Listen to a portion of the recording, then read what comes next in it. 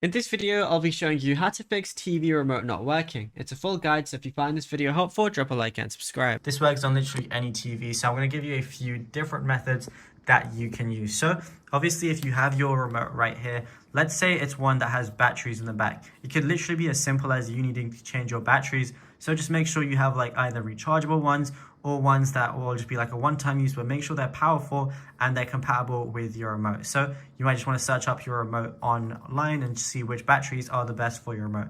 Then once you've changed them, try and use your remote again and they should be working. Now, this one is a Samsung remote and this specific one doesn't actually have batteries in it. It's actually a solar powered remote. So if your one doesn't have batteries and is just like this, whenever you leave it outside or just leave it on your table or anything, you want to leave it just like this. And that basically means it's going to be charging from this. Even if it's not direct sunlight and it's just a light in your room, it's going to be charging with this. But if you always have it like this, that might be why it's dead, because there's no way it's going to be charging. So whenever you have it face down, it's actually going to always be charging and you're going to be able to use it. Now, the final step is just do this at your own risk, but you might just want to give your remote a few taps on like the floor or anything like that, just to make sure that any internals are working as they should. But then after that, you should be good to go.